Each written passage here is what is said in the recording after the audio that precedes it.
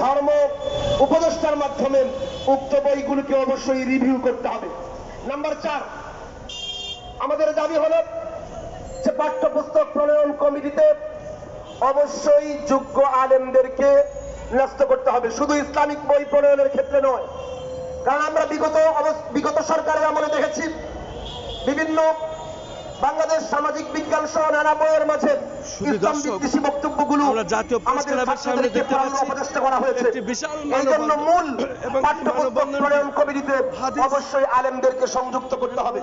শেষ কথা বলতেছি, গতকাল দেখেছি পাঠ্যপুস্তক প্রণয়ন কমিটির সভাপতি সাহেব, চেয়ারম্যান সাহেব পরিমার্জন কমিটি থেকে অবসর ও আলেম প্রতিনিধি যুক্ত করার দাবিতে মানববন্ধন আমরা দেখতে পাচ্ছি জাতীয় প্রেস ক্লাবের সামনে আয়োজনে জাতীয় উলামা মাশায়েখ আমি ওনাকে বলতে চাই, পরিষদ আমরা নির্দ্বিধায় এরকম অসংখ্য আলেমদের নাম বলতে পারি।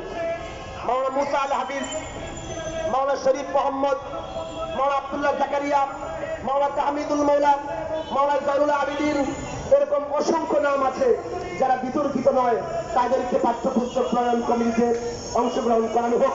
শেষ কথা বলতেছি, গত স্বৈরাচার শাসক আওয়ামী আমলে আমাদের পাঠ্যপুস্তক গুলোতে হিন্দুত্ববাদ প্রবেশ করিয়ে রাম রাজ্য প্রতিষ্ঠার অপচেষ্টা করা হয়েছিল। সেই রাম রাজ্য প্রতিষ্ঠার স্বপ্নকে যেমন আমরা ধূলিসাৎ করেছি, এখন বামপন্থীরা মনে করেছে রাম রাজ্যকে ধ্বংস করে দিয়ে তারা বুঝি বাম রাজ্য প্রতিষ্ঠা করবে। কিন্তু এই দেশে 92 লাখ মুসলমান, আমরা পরিষ্কার শব্দে বলি, রাম রাজ্যকে ধ্বংস করা হয়েছে বাম রাজ্য প্রতিষ্ঠা করার জন্য।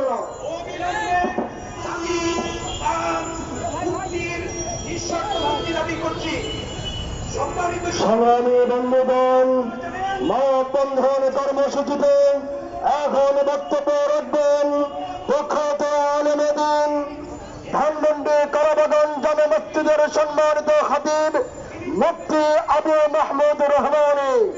বক্তব্য রাখবেন মুফতি আবু মাহমুদ রহমানী।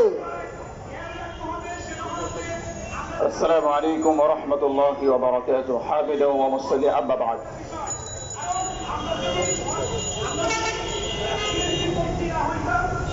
সম্মানিত সাংবাদিক বন্ধু ভাইরা, যারা আমাদের এই বক্তব্যকে রেকর্ড করছেন তাদের দৃষ্টি আকর্ষণ করছি, আজকে যার বিরুদ্ধে এই মানববন্ধন, আবু সাইদ খান, তার পরিচয় আমি সংক্ষিপ্তভাবে তার বই থেকে তুলে ধরছি। আবু সাইদ খান লিখিত প্রচলিত ইসলাম ও প্রচলিত ইসলাম পৃষ্ঠা 32। আপনারা পরিচয় পেয়ে যাবেন যে এই আবু সাইদ খান কে, তার বিরুদ্ধে কেন আজকে উলামায়ে কেরাম এখানে দাঁড়িয়েছে। আবু সাইদ খান দাবি করেছে শেষ নবী মুহাম্মদ রাসূলুল্লাহ সাল্লাল্লাহু আলাইহি সাল্লামকে আশরাফুল আম্বিয়া বা ইমামুল আম্বিয়া বা সাইয়্যিদুল মুরসালিন সংক্রান্ত ধারণা সবচেয়ে বড় মিথ্যাচার। ইসলামের নামে এ যাবৎকাল যত মিথ্যা উদ্ভাবন করা হয়েছে তার মধ্যে বলা যায় এটি হচ্ছে সকল মিথ্যার মা। এটি খ্রিস্টানদের ত্রিত্ববাদের চাইতেও ভয়ঙ্কর এক বিষ বৃক্ষ, যার ফল ভক্ষণে মুসলিম সম্প্রদায়ের সদস্যদের মুনাফিক ও মুশরিকে পরিণত করেছে। নাউজুবিল্লাহ।